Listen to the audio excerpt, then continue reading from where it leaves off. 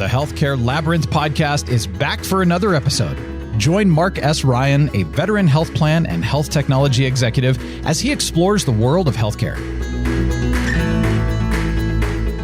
Welcome, everyone, to this edition of the Healthcare Labyrinth podcast. My name's Mark Ryan, and it's a pleasure to be hosting the podcast, and thanks to everyone for listening in. This week, we will talk about drug price reform again. I know I've covered this a great deal. I've had a couple of podcasts on John Fetterman and his backing of GLP-1s, and me predicting that Donald Trump will be very adventurous on drug price reform. A few weeks ago, he issued a very good executive order that started his vision on drug price reform. But now, more importantly, the president has proposed a very sweeping change to how drug prices are done in the United States. So I felt it was very important to come back and talk about this new drug pricing formula, what it means, is it really going to happen, and really sort of combining the first two executive orders and the new executive order on drug pricing to give you a feel that I think Donald Trump is absolutely serious on drug price reform. And it's a seminal event for the United States and perhaps health reform in general. And it really shows that the president is going after very populist issues and trying to solve some of the big burden on many consumers out there. I would also tell you that the media has done a lousy job explaining all this, and editorial pieces are filled with a whole bunch of big pharma propaganda from aligned academics. They're not real academics. They're touting the big pharma line. So let's get right to it. We'll take our normal 3 breaks to break this up. It's going to be a little bit complicated again, but we'll try and break it up and make it as easy as possible. So I often disagree with Donald Trump on policy, but not on his drug price reform proposals. So this, again, is all about Trump goes all in on drug price reform, and I agree. I am a Republican, but Donald Trump and I seemingly agree on very few things these days: foreign policy, economic development, to some degree budgeting, tariffs, and even some healthcare. But I am again here to tell you that Donald Trump is exactly right on drug prices, and his recent executive orders could be seminal events for drug price reform and healthcare reform more broadly in America. Over the past many months, I have been writing about what I think are Trump's populist credentials to be a leading reformer on drug pricing. I predicted that he would be bold, and by any measure, he has been. I praised Trump for his initial executive order on drug price reform several weeks ago. It was clearly well thought out and comprehensive. It showed a sophisticated and nuanced understanding of how drug markets work, or don't work if you want to be technical about it.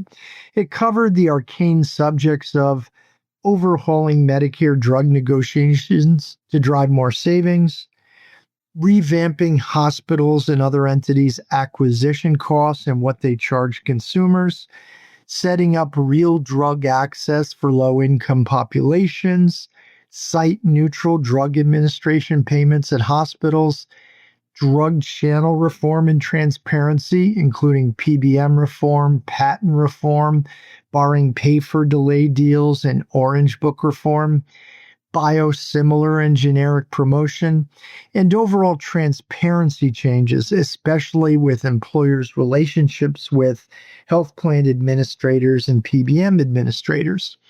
So let's talk about the latest drug executive order now that I've given you a summary of the first one. Again, not too long ago, the second executive order, President Trump has come back with another drug pricing executive order specifically seeking to implement the strictest form of international reference pricing, or IRP, known as Most Favored Nation Status Pricing, or MFN. In short, Americans would receive the lowest price for a drug offered anywhere in the world. I actually assume he means in the developed world. What's more, it appears that the proposal would be for all Americans across Medicaid, Medicare, and commercial products. Trump said in a social media post that savings would be 30% to 80%. He later refined that range to an average of 59%. Trump said that the most expensive drugs would perhaps be attacked first. So why do I think this is a major event, sort of a seminal event in healthcare? Because Americans pay many folds more, on average more than 3 times even on a net basis, for drugs than their counterparts in other developed nations. This leads to Americans pill splitting or not filling drugs altogether. It exacerbates chronic disease states. Now, a lot goes into overall healthcare costs and morbidity in the United States, but drug price and affordability clearly play a big role. I was a supporter of the Inflation Reduction Act's Medicare drug price negotiations. That was odd for a Republican, but I viewed it as at least an incremental step toward alleviating high drug prices. The inflation caps in the law have helped with affordability by capping annual inflation increases and requiring rebates to Medicare and lower cost sharing for beneficiaries. I also supported the core negotiation provision, which began in 2024 for the initial set of 10 drugs for pricing in 2026. Now, only modest concessions were logged, an average of 22% in the net price. This will still leave Americans paying many folds more.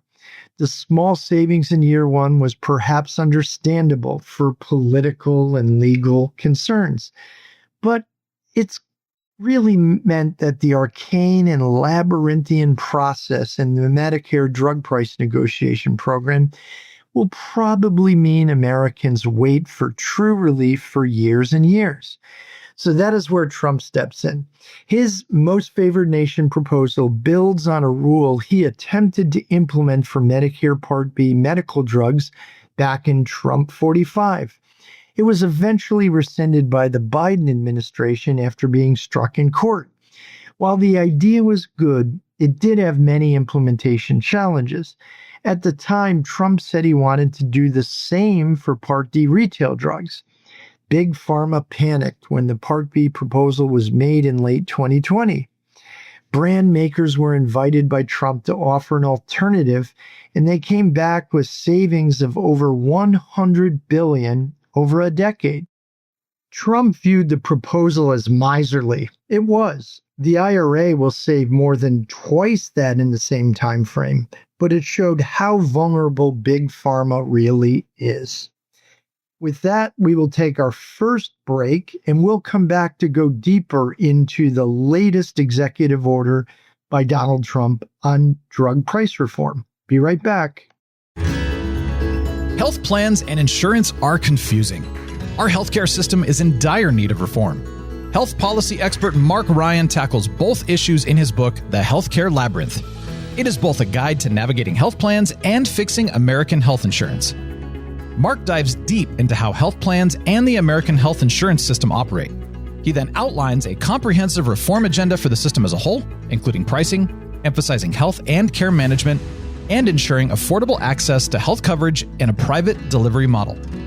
Mark is a bit of an unconventional Republican in that he believes affordable access is the morally right thing to do, and that it is also fiscally prudent for our nation. Learn more about Mark's book, The Healthcare Labyrinth, at healthcarelabyrinth.com or search at leading bookseller websites. Available in print, ebook, and audiobook forms. Welcome back, and we hope you're enjoying this episode of the Healthcare Labyrinth podcast. We're going deep into the latest executive order by Donald Trump on drug price reform. So this was a very popular, or should I say populist move.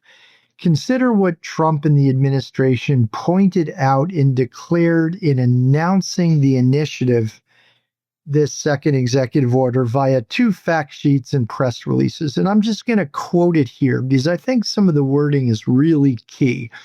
So the first quote here, quote, "The United States has less than 5% of the world's population and yet funds around 3/4 of global pharmaceutical profits.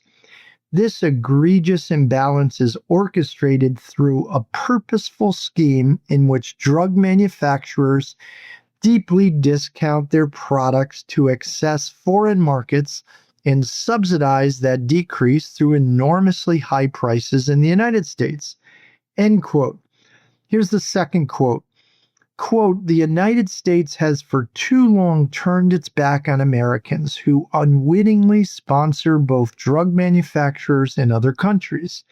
These entities today rely on price markups on American consumers, generous public subsidies for research and development primarily through the National Institutes of Health, and robust public financing of prescription drug consumption through federal and state healthcare programs. Drug manufacturers, rather than seeking to equalize evident price discrimination, agree to other countries' demands for low prices and simultaneously fight against the ability for public and private payers in the United States to negotiate the best prices for patients. The inflated prices in the United States fuel global innovation while foreign health systems get a free ride." End quote. And the last quote I want to give you here from the fact sheets and press releases is this, quote, "This abuse of Americans' generosity, who deserve low-cost pharmaceuticals on the same terms as other developed nations, must end. Americans will no longer be forced to pay almost 3 times more for the exact same medicines, often made in the exact same factories. As the largest purchaser of pharmaceuticals, Americans should get the best deal." End quote. So this was sort of absolutely amazing to me, to be honest. I told you about how well thought out and comprehensive the first executive order was. But in the second executive order, Trump and his policy team is really getting into, I think, the root cause of the issues. Now, all the big pharma people and all the big business, Wall Street Journal editorial types won't agree, but I think they really are, for the first time, talking about these things. And the fact that Republicans are talking about them is pretty amazing. 3/4 of profits. Purposeful scheme, American-sponsored drug markets in other countries. The U.S. fuels global innovation, yet pay the most. Foreign health systems get a free ride. Prices there are too low. Abuse of Americans' generosity. Americans should get the best deal. Absolutely amazing to me, both popular and populist, but also, I think, very, very factual. Again, Trump's proposal has a distinct populist appeal. It is something the American public can understand and get behind. It is far simpler than the labyrinthian Biden IRA law, and Trump's proposal resonates with consumers. So, of course, let's talk about those big pharma attacks. Big Pharma immediately attacked the proposal. They dusted off all their talking points that defend themselves, and they're arguing that it will cost the brand drug makers $1 trillion over a decade. But in many ways, that figure supports Trump's argument that Americans subsidize multinational brand drug makers' pockets. Remember, again, the stat, up to 75% of their profits come from America. Trump also had good answers to some other big pharma talking points. When asked about price controls, is this price control, the press asked. The White House argued the policy is just designed to fix the market and get price relief to the American people. Other countries will be expected to pay more and contribute to research and development. Trump correctly notes that drug makers' arguments on R&D and innovation have turned out to be false narratives over the many decades. With that, we'll go to our second break, and when we come back, we will talk about the details of the order, what it does, the complications, and get further into it. Be right back. Lilac Software is proud to work with the Healthcare Labyrinth website to educate people on the healthcare system. At Lilac, we believe transparency is so important in healthcare. The healthcare system is opaque, and Lilac is trying to bring clarity to data and unleash the best member care, reduce costs, and improve outcomes. Our cloud-native payer platform revolutionizes data insights and analytics. Plans have all the data they need, but in silos locked away in point solutions. At Lilac, we solve the data fragmentation problem and help plans turn complex data into actionable insights, leading to greater operating leverage, tight cost controls, and healthier members. Health plans can improve STAR scores, reduce medical expense, drive revenue, and more. Quite simply, with Lilac, you can drive better business and health outcomes. Learn more at lilacsoftware.com. Welcome back, and we hope you're enjoying this episode of the Healthcare Labyrinth podcast. We're talking about the most recent executive order from Donald Trump on drug price reform.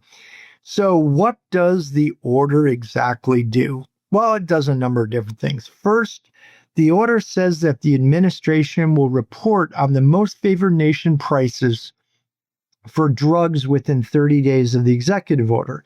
Second, it expects significant progress over the next few months in terms of concessions from drug makers, and that they will pay the MFN price of each drug. Third, if that does not occur, the government will take a number of steps, including issuing a rule implementing MFN and taking other aggressive measures to significantly reduce the cost of prescription drugs and end anti-competitive practices. This would include expanding importation and reimportation to begin to reduce costs. And remember, the first executive orders has all sorts of other comprehensive reforms. Fourth, the order also raises the prospect that trade officials will investigate and take enforcement steps if they find that, number one, foreign countries are engaged in purposefully and unfairly undercutting market prices and thereby driving up prices in America. And number two, Americans are paying a disproportionate share of global pharmaceutical research and development, including by suppressing the price of pharmaceutical products below fair market value in foreign countries. Fifth, the order contemplates a system will be set up where Americans can buy direct to consumer from manufacturers. This could throw out the whole gross versus net drug pricing system in America, where rebates play an unseemly role between drug makers and pharmacy benefits managers, and have historically disadvantaged the consumer, government programs, and employers. So what are the complications? As much as I support what the president is doing, there are some major issues and barriers. Lawsuits will be filed by Big Pharma on numerous fronts, most of them dubious, but some of them centered on Trump's executive authority to rewrite drug pricing rules throughout the nation. Let's say Big Pharma does not negotiate away enough in the next few months. These suits become key in drug makers' defense of the ugly status quo. In a post-Chevron world, it is doubtful that the administration can implement such a far-reaching rule administratively. It was dubious the executive branch had the authority, even in Medicare under Trump 45. It is even more doubtful for self-insured employer coverage and other commercial products. Indeed, the Medicaid rebate laws and IRA Medicare drug negotiations are clear examples of the legislative branch having cognizance over such issues. And frankly, the federal courts, including the Supreme Court, will likely rule that way. It also may be suspect that trade officials have the authority to force price changes, threatening other imports if countries continue artificially low prices would further complicate tariff issues. Importation and reimportation would be messy and complex, consider Canada's reaction to existing waiver authority for states in place right now. An IRP MFN system is not perfect. There are deliberate choices that need to be made on access to drugs and low price. I believe most European nations have found ways to ensure life-saving drugs are available for a low price. But this is not always the case. There are some challenges when it comes to the most expensive cancer drugs as well. And there are differences between the theoretical availability of new treatments between America and other developed nations.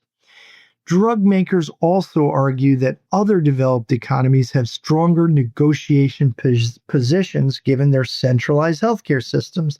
Perhaps, but so much more goes into Big Pharma's soaking Americans, employers, and government programs, and we'll get further into that.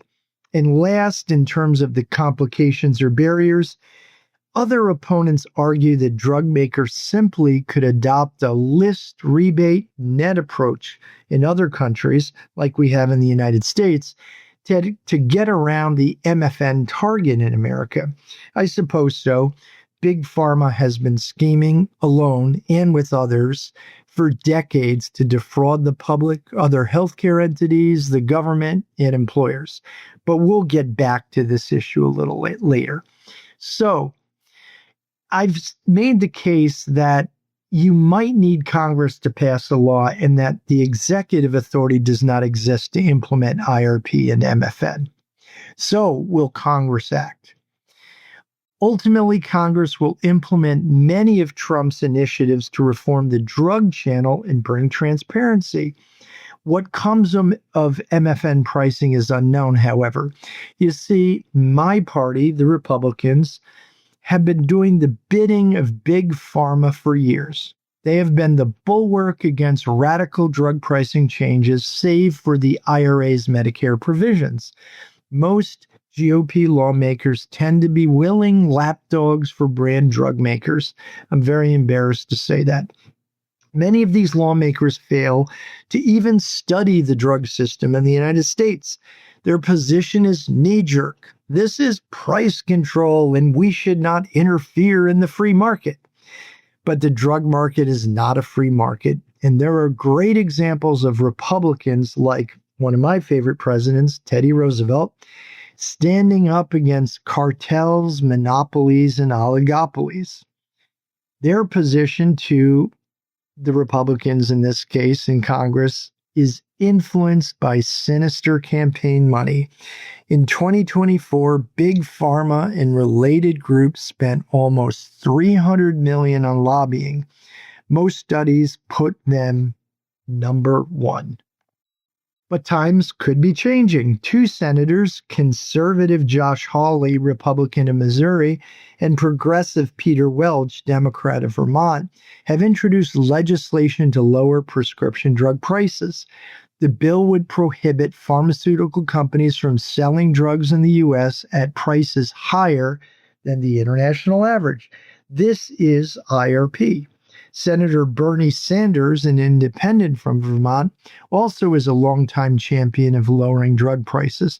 At a recent hearing, Health and Human Services Secretary Robert F. Kennedy Jr. told Sanders he would be willing to work with the senator on IRP and MFN.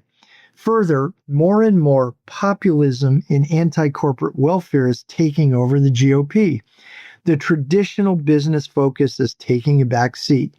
Reportedly, the GOP leadership pushed back on Trump's proposal to make MFN part of the budget reconciliation package. But how long can the party hold this position given public sentiment about drug prices and Trump's initiative if he stays focused and does not lose interest? That's a big if, given his past behavior. With that, we'll take our third break, and I will tell you why I think Trump should push on despite some of these barriers and complications to what he has proposed for major drug price reform in America. Be right back. The Healthcare Labyrinth is no ordinary website. It features news and commentary from one of the nation's leading healthcare policy and technology experts. Mark Ryan combs the internet for the latest healthcare news and publishes a news feed each weekday with summations and Mark's insights. Twice a week, Mark publishes a blog to go deep into a current issue. And of course, Mark hosts a podcast each week to delve even further. All of this is available at healthcarelabyrinth.com.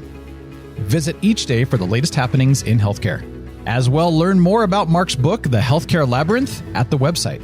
That's healthcarelabyrinth.com, your go-to source for healthcare news.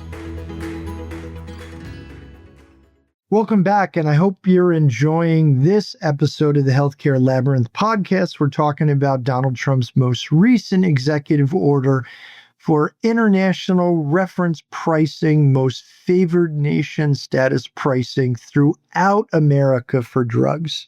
So, as I told you, despite all these barriers and complications and naysayers and big pharma propaganda, I think Trump should push on. Regardless of major roadblocks, Trump should push on here because I think he can make significant progress. The public policy debate is critical, and I think Trump can build some legislative consensus on the issue. Hawley's openness is telling in the GOP caucus. Yes, part of the order has a series of proposals and threats that might be labeled extortion. We see this approach in other Trump policy announcements too. But in this case, it may be called for. Is there any doubt that brand drug makers have been extorting the American people for decades? And yes, politicians have failed to act and they deserve blame, especially in my party. But this cannot go on. The pill splitting, the fear of approaching the pharmacy counter, the emergency room visits, and the premature death and morbidity need to end. Trump is right to seize the day on this issue and prod, mold, cajole, threaten, and even extort, I guess, change. Biden attempted to break the juggernaut with the IRA, and that was a good reform. Trump's MFN proposal or some other approach or major big pharma concession short of that would be more progress in bringing sanity to the drug market. Anything that comes out of the saga will be better than we have now. As I noted, when Trump was less serious on drug price reform, Big Pharma put over $100 billion in savings on the table. Imagine what they might do now in the face of the recent proposal, growing bipartisan support for reform and the rise of populism in the GOP. Now, drug stocks actually increased after the announcement because it seemed far-fetched. But you have to know that drug makers are sitting in their conference rooms sweating about what was proposed, and they likely are coming up with some reforms that could add up to the hundreds of billions, perhaps. At core, there is no reason why private healthcare in America could not leverage a national drug net price list across all lines of business. Indeed, it might also adopt a national or regional price list on other medical services across lines of business. If we were to establish standardized drug pricing and national or regional medical pricing, we would see a lowering of the cost of care and administrative costs over time. I would argue rather quickly. Private health plans would then innovate and compete on quality outcomes, benefit design, and member satisfaction.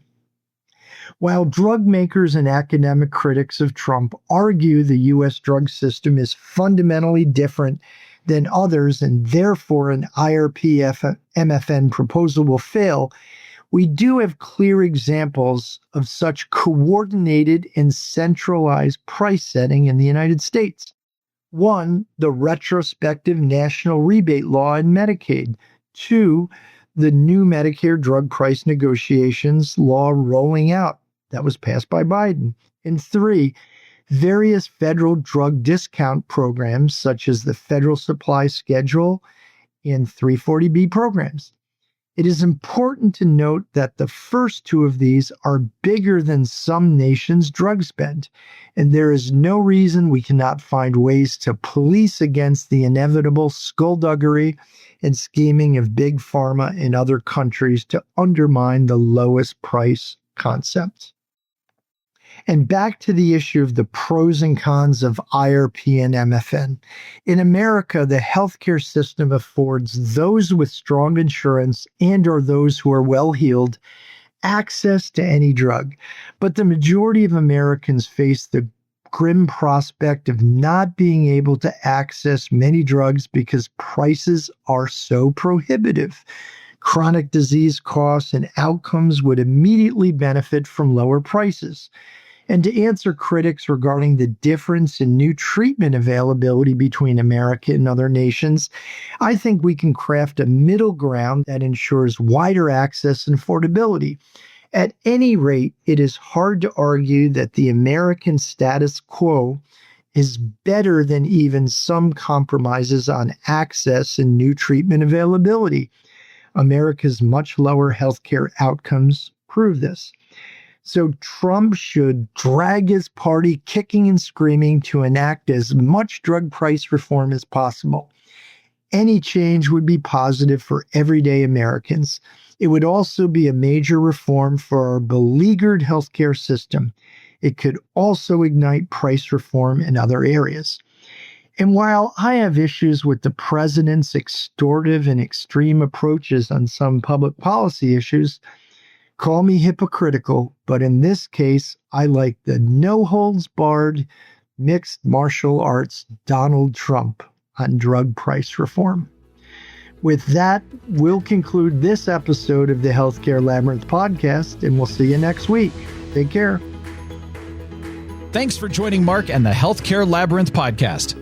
Go to healthcarelabyrinth.com each day for the latest healthcare news. See you next week on the next Healthcare Labyrinth podcast.